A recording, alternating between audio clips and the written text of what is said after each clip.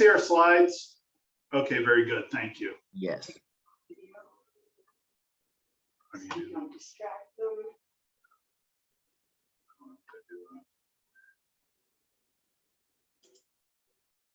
Okay, Perfect. so today we're going to talk about some review for most of you about what the differences are between leadership and management. We're going to talk about why leadership is so important in nursing.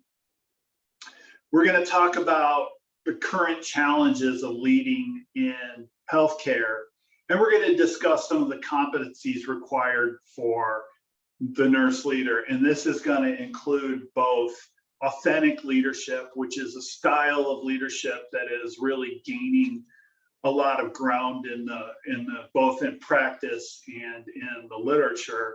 And we're going to talk a little bit about what resilience is and how to build resilience both in your staff and in yourself if you're the nurse leader facing some of these challenges.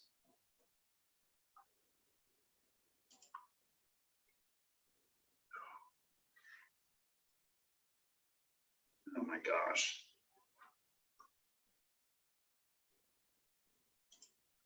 You always end up with a crazy mouse and keyboard when you're presenting.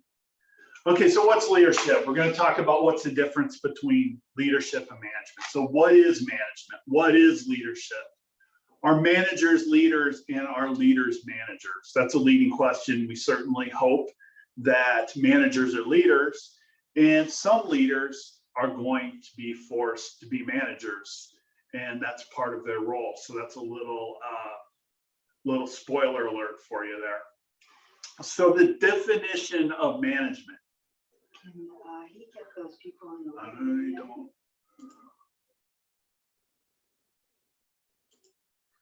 I got it. No worries. We got it.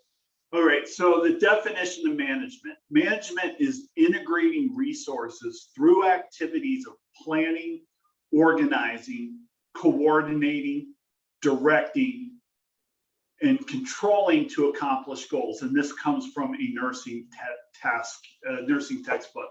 And at its core, really management is the process of accomplishing certain tasks that are required to get the mission done. So what do managers do? Well, they're going to analyze issues in the workplace. They are going to establish goals and objectives for their staff. They're going to create work plans. They're going to organize assets and supplies. They're going to develop and motivate people, and we'll see this particular tenet of management come back in leadership as well. They're going to communicate. They manage technology. They handle change, which again, we're going to see in the definition of leadership as well. It's sort of the Venn diagram between leadership and management. And they also manage conflict, as many of you are well aware. And they are going to measure, analyze, and evaluate both individual performance and organizational performance. So there's 4 steps of the management process. So again, managers are going to plan. They're going to organize resources and assets. They are going to coordinate and direct those assets in order to accomplish the mission. Pardon me. And they are going to control both assets and people.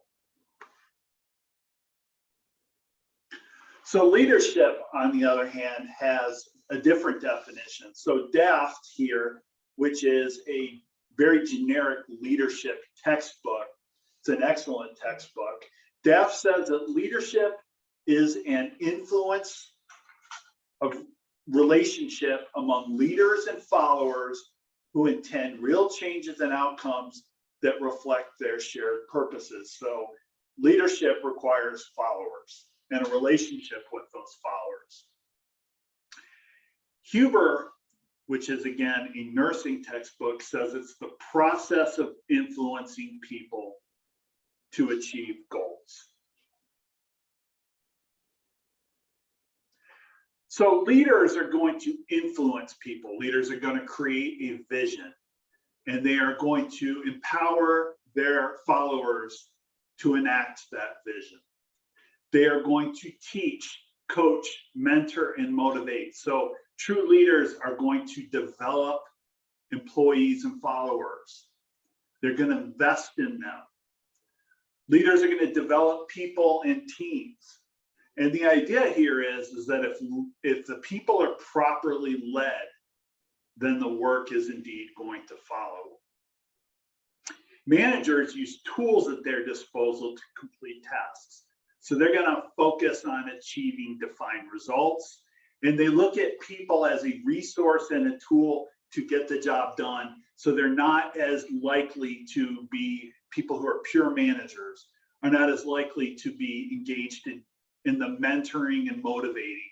They teach in order to get the job done, but they're not the mentors and the motivators and the coaches that true leaders are. So leadership then is very future oriented. It's visionary. It focuses on purposes, and a key component of leadership is that it is going to empower others to set and achieve organizational goals.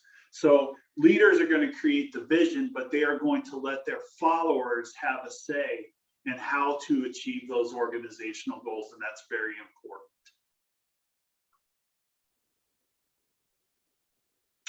So having the title of leader or manager does not mean that the person has leadership skills. And we've all experienced managers who are not good managers and leaders who are not good leaders. We've experienced people who are good leaders, but not particularly good managers. And on occasion, we experience people who are really good managers, but not particularly good leaders. So combinations thereof for all of that. So leadership utilizes individual traits and personal power to influence and guide strategy development. So the leader is going to get to know people and use the power of those relationships to influence and guide people in meeting the organizational mission.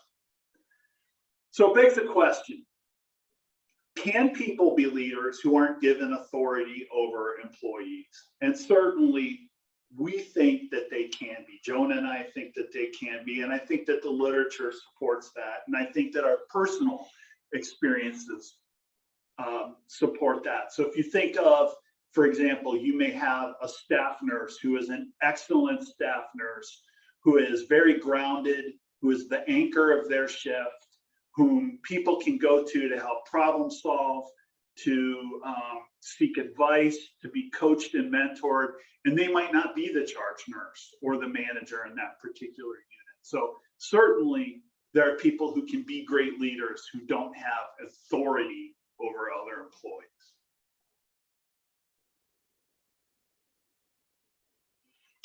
So generally speaking, you'll find that leadership is considered a higher order of function than management.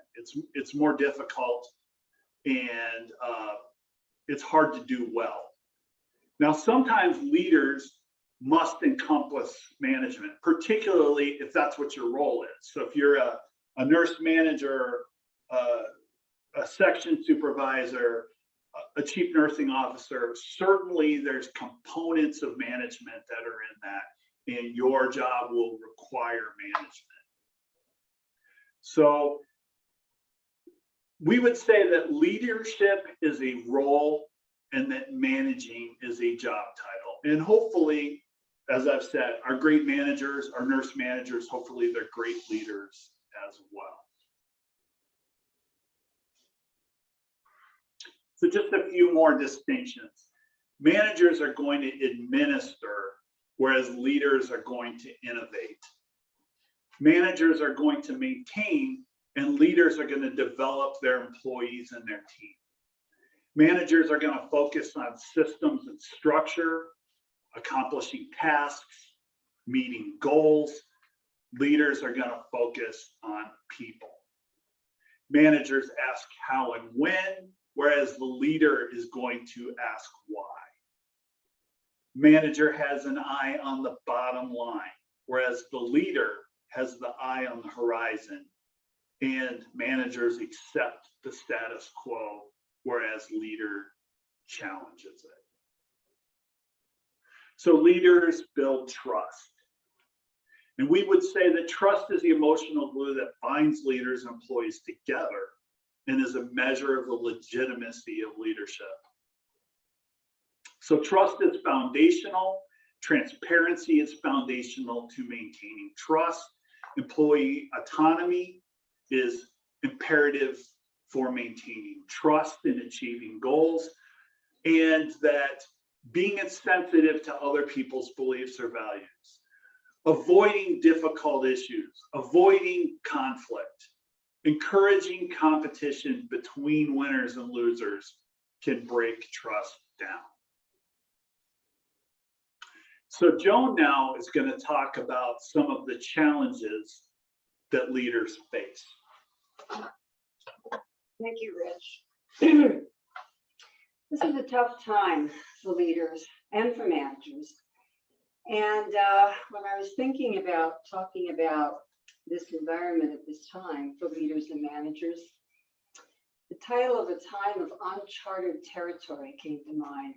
And Teddy Roosevelt's quote, "When you're at the end of your rope, tie a knot and hold on."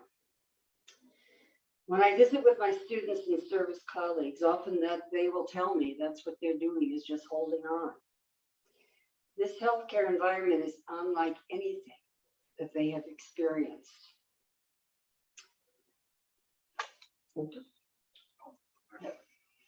Great, thank you. Our current state is best described to be a state of crisis. This period, although it may be seen as post-pandemic, and I'm not really sure it is really post-pandemic at this point, remains a period of crisis for nurse leaders. Our systems have just not been prepared for what we're dealing with right now. And we're all having difficulty finding effective ways to cope with it, with a constant disruption of our services and our strategies. Nursing has become part of what has been described as the Great Resignation. It's a term that you find in the newspapers, in the news, online or on television.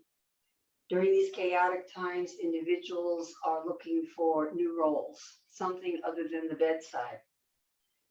They seek leaders, however, regardless of where they are, wherever they're leading toward, travel positions or other roles in nursing or out of nursing.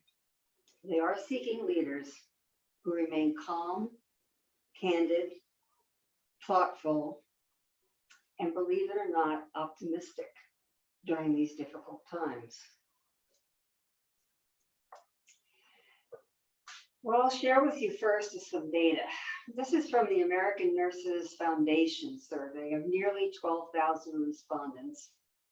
And this, I believe, was from 2020. You can see that nearly half of the nurses that were surveyed still want to remain in nursing, 48%. Their reasons for considering leaving were related to resources, lack of support, their own health. Another half, were ready to leave due to stress or exhaustion. More concerning, if you look at it though, 30% describe themselves as emotionally unhealthy. This survey was not incentivized, meaning the respondents didn't get any kind of a card or coupon or anything in response. Received nothing for completing it. It was repeated in winter of 2021. And at that time, 4.4% of the respondents, and they were about 9,500, indicated they were not at all emotionally healthy. And 29.7% indicated they were emotionally unhealthy. And unfortunately, the group most affected by this pandemic has been our younger nurses, those who are 34 and under. So if this is the state of our nurses, the question is, what about our nurse leaders? those that we are looking to for that optimism, that careful insight. This is from an AONL, the American Organization for Nursing Leadership. That was a longitudinal study that actually started in 2020 and has continued into August of 2021. A third of them describe themselves as emotionally not healthy. The true test of leadership is how one functions in a crisis. The group most reporting negative outcomes, unfortunately, are our first-line managers. And if we think about it, that makes a great deal of sense. That's the group closest to our nursing staff. I think what's most important, if we, despite the fact that we look at maybe 25% may need nursing, of the respondents, 75% recognize that their most pressing challenge is the overall well-being of their teams. They continue to be most concerned about the staff that they're working with. So what then is needed to create that environment supported to the health and well-being of staff, and what type of leadership will best support it? And what does this mean for the leaders to whom the nursing staff look for guidance and direction? So let's look at that right now. This is a list that AONL did put out, but it's based on a list that was put together by the National Organizations Alliance, which consists of over 50 nursing professional organizations. They adopted a list of descriptors that was originally described by the American Association of Critical Care Nurses to describe what they felt constitutes the healthy work environment for professional nurses. This list was adopted by the American Organization of Nurse Leaders in 2021. Note, if you will, the attention to the need for the communication-rich culture, presence of expert, competent, credible, visible leadership, shared decision-making at all levels, recognition for nurses for their meaningful contribution to practice. Communication in particular is the most important skill any leader can possess. Many CEOs, CNOs have told me that over the years. However, let's talk a little bit about what leadership attributes can best support the development of this healthy work environment and well-being for staff.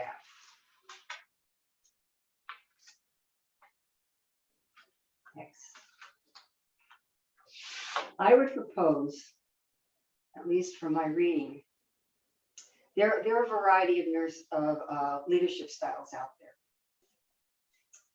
I've always felt that a relational leadership style was probably the most effective.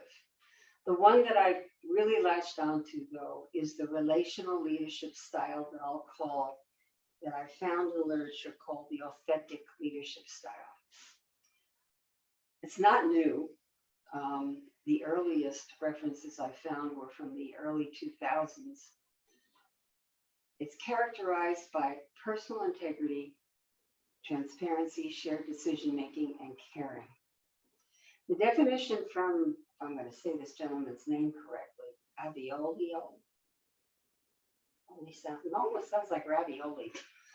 Every time I tried to look this guy up, I kept thinking ravioli. It must have been dinner time. I don't know. But his definition of it is those individuals who are deeply aware of how they think and behave and how they are perceived by others. Being aware of their own and others' values, moral perspectives, their knowledge and strengths, aware of the context in which they operate, and who are confident, hopeful, optimistic, resilient, and of high moral character.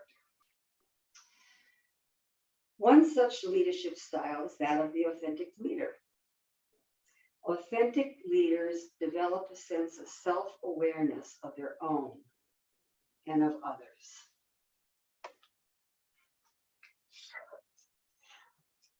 To me, it reminded me of a statement from Hamlet. This above all, to thine own self be true, and it must follow as night follows day. Thou canst not then be false to any man.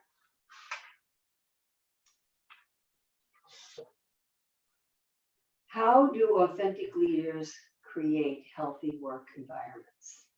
The key behaviors, there are 4 of them, that characterize authentic leaders. What is called balanced processing is a behavior in which the leader seeks input, seeing all sides to an issue, both positive and sometimes critical, before making important decisions. It's not just seeking input.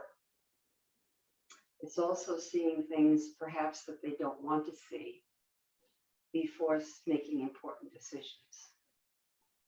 Relational transparency, presenting themselves to followers as they truly are by being open and truthful, encouraging others to voice their ideas and their challenges. It's hard sometimes when you're in a position, particularly in that middle level, on that first line level, when you're not in a position to share information openly, to be able to say, I'm not in a position to share this right now, but when I am, I will come back to you and tell you. It is a far more open way to do that than to say, I can't tell you, or I don't know. Being open about what you can't share is far more authentic than not sharing anything. Internalized moral perspective. The authentic leader exhibits a strong ethical and moral foundation and acts congruently with those moral values, making decisions consistently with those moral values. On more than one occasion, I have had to make decisions I didn't like, but they were the right ones, even when I knew that they may be difficult decisions to make. Decisions when perhaps the medical staff might not be happy with me as a CNO. I've had to make those decisions, but I knew they were the right decisions to make. Self-awareness, an ability to be self-reflective and know one's own strengths and limitations and how they may affect others. Excuse me. Such consistent behaviors create the perception that the leader is real, sincere, defined by honesty and sincerity. So the question is, does being an authentic leader make a difference? Can it influence staff and patient outcomes? Well, I did a little bit of digging. First of all, let's summarize the authentic leader. The 3 C's, communication, compassion, and connection, are perhaps 3 important components to the authentic leader. And presence. It doesn't mean just physical presence. It means being present, being with the person you are with the group that you are with, and not allowing, as difficult as it is sometimes, with everything that may be happening, being present in the moment with the group or the individual that you are with. That's the authentic leader.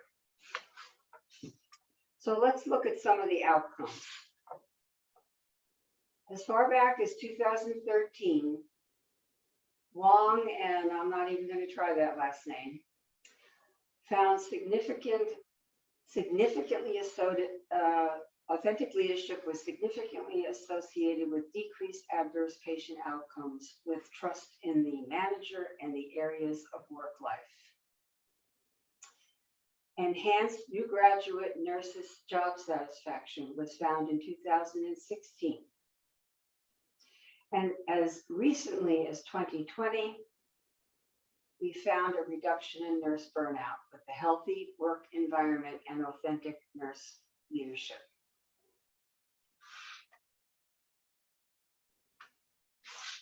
In 2019, Lee et al. Found authentic leadership can impact nurses' intent to leave. However, the work environment and burnout were mediating factors, meaning they got in the way. And that's no big surprise. Rezo and Fitzpatrick in 2021 found that leadership matters, and authentic nurse leadership attributes were most frequently found in the positive comments from nurses that indicated caring, visibility, and communication from their leaders made a difference. So if we look ahead, we know there will be a continued shortage of nursing resources. Unfortunately, there isn't a large group of folks jumping into leadership roles, particularly at the management level. They know how challenging it is. There is continued concern about the impact of the healthcare environment on staff and on nurse leaders.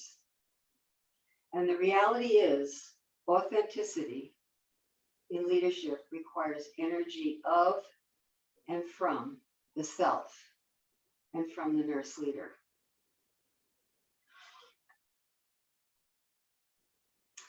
Competencies of the authentic nurse leader. If you remember what we discussed, transparency, ethical grounding, communication, authentic communication, open communication, compassion, presence, and yes, hope. Hope and optimism. Somebody needs to have that oxygen that goes with hope and optimism. And most importantly, resiliency. Resiliency to feed back into oneself the ability to carry on, to be that authentic leader. And with that, I'm going to turn it back over to Rich to talk about resiliency, since it is so critical to the nurse leader. So thanks, Joan. So Joan talked about how important it is to be an authentic leader, how difficult it is to be an authentic leader, and then how difficult it is, but important it is to have a healthy work environment. And all of that is going to require, both on the behalf of the staff nurses with whom you're working and the nurse leadership themselves, a strong degree of resilience. And resilience, quite simply, we're going to get into some more academic definitions in a second, but resilience is the ability to bounce back from an assault. Resilience goes way beyond healthcare. When I was in the military, we spent a lot of time talking about developing resilience in soldiers who were going to be exposed to trauma and hardship and would be required to be able to bounce back. So resilience begins with an unexpected and untoward event, something unpleasant. And that in turn requires a response from the individual. And that response is going to be some automatic thinking. It's going to be personalizing whatever the crisis is, blaming it on yourself, catastrophizing. And it might lead to some negative emotions. And then if you're going to respond positively to that, you have to reframe that event. You have to be able to see it in a different way. And that requires an alternative interpretation of events so that you then begin engaged in planning, not paralysis. And you have a change in belief about the event and about yourself in the context of that event, and that you have reduced anxiety. So that's the outcome that we're trying to produce. The question is, how do we get there? So resiliency, according to Merriam-Webster, is the ability to recover from or adjust easily to adversity or change. A definition that I liked from the American Psychological Association is that resiliency is the process of adapting well in the face of adversity, trauma, tragedy, threats, or significant sources of stress, such as family and relationship problems, serious health problems, and workplace and financial stressors. And one of the things that I like about that particular definition is that it acknowledges that we have hardships outside of healthcare and that we need to respond to all of our challenges in our lives in positive ways, not just those that exist in healthcare. It's a leadership competency to be able to foster resiliency in others. And it's extremely important to being a leadership in our modern times. So nurse leaders have difficult and stressful jobs. And not only do they have to be able to foster resiliency in others, they have to be resilient themselves.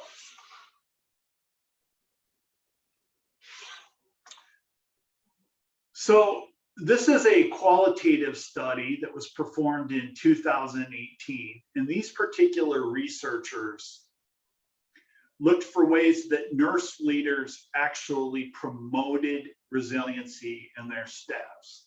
So they interviewed 20 nurse leaders in a qualitative study that began with the question, would you please tell me what your strategies are to build nurse resilience in your staff? And they had seven themes of behaviors that emerged from these interviews that are worth sharing with you. So the first is that nurse managers, nurse leaders facilitate social connections. So these nurse leaders were engaged in very simple social activities, both within their own unit and among other units that were designed to help the nurses develop relationships with other nurses so that when they were in stressful situations, they knew the people from whom they needed to be able to count on. And this was something as simple as cookie exchanges with other units. And the nurses really liked that, and the nurses got to know each other. Another is promoting positivity. So some nurse managers work very hard to promote and practice being grateful for good things and for showing gratitude to others. Perhaps this was an overly simple explanation, but it may be like when you sit with your children and you ask them to talk about things that they're grateful for and good things that are happening in their lives. So you do that with the nurses in your unit to get them to show gratitude towards other people. You capitalize on nurses' strengths. So you get to know your staff and you determine what their strengths are and you leverage them. And in one example they gave, they said that some of the nurses were really good at planning these social activities, much better than they were, so they could turn to these particular individuals and they could lean on them to create social activities that facilitated the social connections. They nurtured the nurses' growth. They understood how important it was that their nurses grow professionally and continue to develop. So they made a point of mentoring them, of continuing their education, of having open door policies, meaning that the nurses could walk in and see them anytime on short notice, and that they were open to having a discussion with them about whatever was concerning them.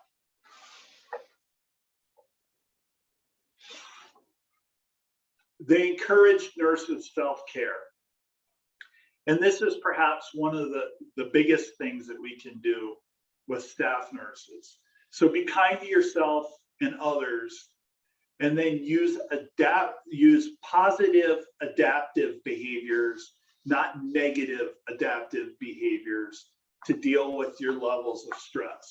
So instead of skipping sleep, or using some kind of substance to deal with your stress, focusing on proper sleep, proper nutrition, and exercising.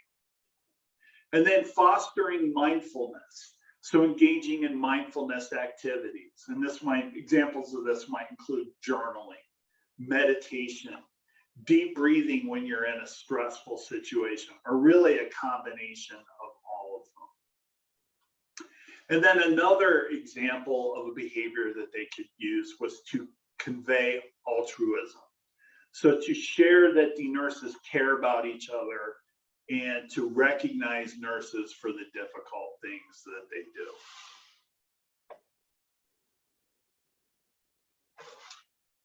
So resiliency in leaders. So we've talked about resiliency in nurses. So how do you develop resiliency in yourself? And you're going to find that some of them are the same behaviors, but some of them are focused on subordinates as well. So given the accountability and the stress associated with leadership, we're going to require that nurse leaders also have to be able to develop resiliency in themselves. So as Joan said, nurses are very challenged emotionally. Some of them are teetering on being unable to function at the highest level because of the amounts of stress that they're under personally. So just as with staff nurses, nurse leaders are going to have to develop personal resiliency, and they're going to have to make healthy personal choices in their own lives. So here's some reflective questions that one particular author recommended that you could engage in to determine what your own level of resiliency is. So do you feel that your work has meaning and importance? Does the work move in synchrony with your own values and beliefs, or does it contradict it? Do you feel that you're making a difference in the lives of those whom you lead? Do you personally have a healthy balance between life at work and life at home? Are you able to live in the present moment with a sense of learning and gratitude? Are you able to see change as a challenge and an opportunity for growth? Are you able to adjust to adversity and open-mindedly seek out effective solutions? Are you able to acknowledge yet control your own emotions or feelings of frustration, fear, or futility? And are you able to work through, function, and move forward during hard times? So some interesting questions that you personally can reflect on. So our next set of researchers conducted a secondary analysis of interviews with 20 chief nursing officers to determine what practice they personally engaged in that created caring and resiliency in themselves. And they found that there were 3 practices that were associated with self-caring and resiliency in nurse leaders. And that was self-care, accountability, and reflection. We're going to talk about each of these briefly. So there were 3 practices of caring and self-resiliency, like I said, and the first is self-care. And this was when you would listen to self-cues. And this was, you would know what was required to stay in balance.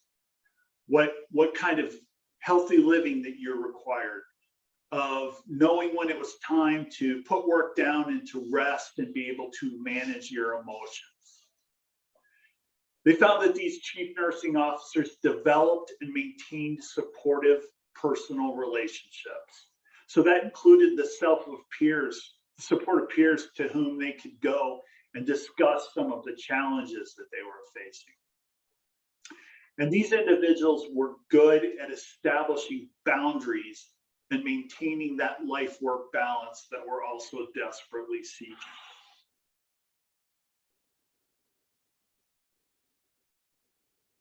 They were accountable for their own job performance. They saw themselves as advocates for nurses who were working hard to make a difference for patients.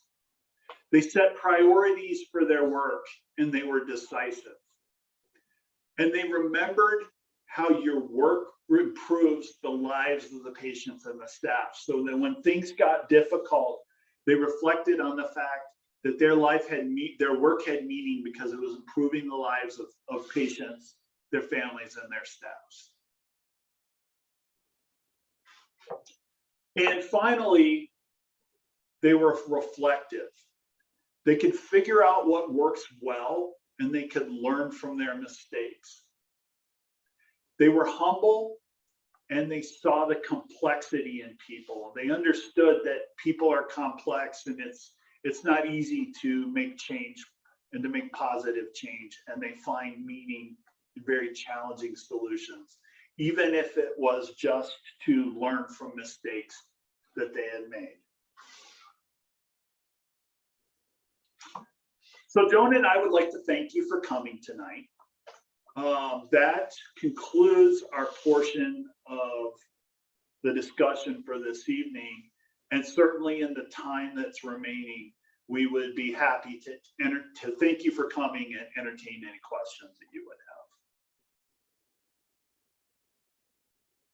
have. Hey, Richard, thank you so much for doing that. I don't know why I said Richard. It says it's up there, Richard. So I know. Just Rich, thank you so much. There is one question in the box in the chat, and I wanted to bring that up. So this is a question from Marianne Cook. She said, I left the hospital after 25 years and worked in various private organizations such as J&J, a nurse and physician-run clinic, a national nursing organization. What I really believe is missing in hospital nursing, and if we really want to retain talent, administration needs to look at perks beyond pay. Any thoughts about that? I hear from nurses that they don't get enough time to go eat or even go to the bathroom. I missed some of that.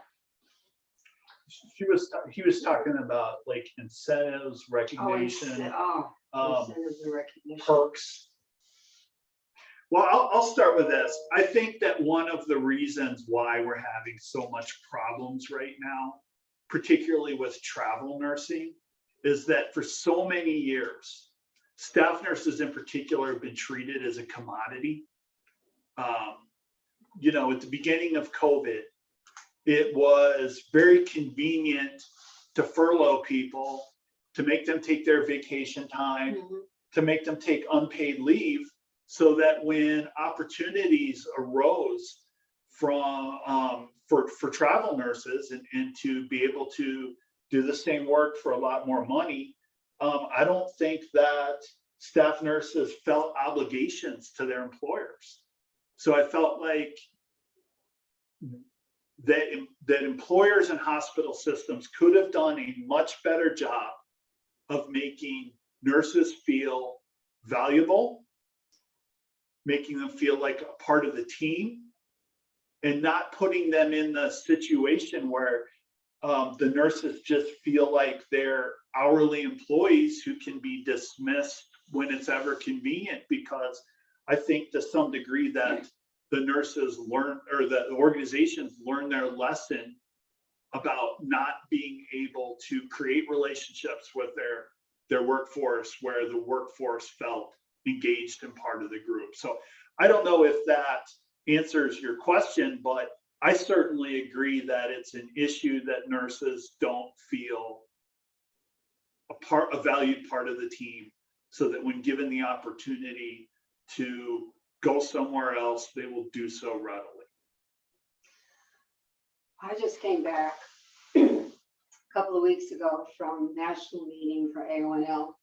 And Tim Porter of Brady did a rather stirring, not announcement, but it was a stirring call to action, if you will, on professional governance, is what he calls it. It's not shared governance anymore, it's professional governance, in which he said, it is time, colleagues, as he calls us, colleagues, to stand up and recognize that nurses are not part of the cost of the healthcare bed, so to speak, cost of the healthcare room, that we are professionals and we need to be treated as professionals. that we should not be hired, we should be credentialed to work within a hospital or any setting for that matter. What he was calling for was a new model, to be treated not as employees, but as professionals who are credentialed as professionals to work within an environment. Now that's probably a ways off yet, but it's the intent of what he was trying to communicate that made all the difference. It creates a different environment when you begin to treat the professional nurse as the professional nurse. When you structure an environment in which practice means something, when there is governance in which the staff participate, when they are actively engaged in what they're doing and they feel that they are appreciated, I think that makes a difference. Now that doesn't preclude the fact that nurses are not paid what they should be paid. I mean, that's true. I'm not going to disagree upon that. And I don't think they're being treated consistently across the board the way they should be treated. But you have to start somewhere. And I think you begin by treating them as professionals. I've been in some organizations where something as simple as having an active DAISY award program has been significant to that staff. And the CNO is actively involved. It made a difference when you talk about recognition, true recognition of staff. It made a difference. I think you have to start somewhere with a leader who has the vision and the commitment to make a professional environment where the professional is respected and knows he or she is respected. Excellent question. Great. Thank Are you.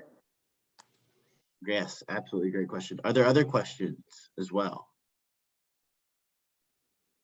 Well, it looks like there might be a comment. Oh, no, there is a question down here from Gloria. So Gloria said, I feel that some organizations do not invest in staff and leadership and management qualities enough. They put nurses with zero or no leadership and experiences in these positions and pay them peanuts to run the units. Well, the experienced staff ends up being frustrated out because they feel devalued. So I can't disagree with that. You know, the other thing is, and I think we've all lived this in some ways, organizations operate under their own Maslow's hierarchy of needs. So if organizations are very much at the bottom and they have poor staffing, they have poor leadership, they can only exist getting through the day. They can't get to that next step. They can't get to that point where they're self-actualizing. So organizations find themselves in a rut where it's very, very difficult to get adequate staffing, to get great leadership, and to be able to get to that next level. So I think that's a great point, and I think it's a huge challenge for some organizations that are suffering economically and don't have great leadership. It's an unfortunate fact, and I just read this past week, that the average hospital is in a negative margin at this point in time. And it's not the hospital's fault per se, it is as a result of the pandemic. Yeah. It's going to take time to turn back to where they are at least at an operating margin where they can begin to reinvest in themselves again. Just for clarity's sake, every not-for-profit entity has to make something on the bottom line. So they can reinvest in their staff, they can reinvest in their equipment, and they can reinvest in their leadership. But when they're running a negative bottom line, it's as Rich says, they're at the bottom right now. They're trying to survive. They've had a number of hospitals that have either closed or are combining with larger systems at this point because they cannot survive. And the ultimate results from that is we have populations that are no longer being served.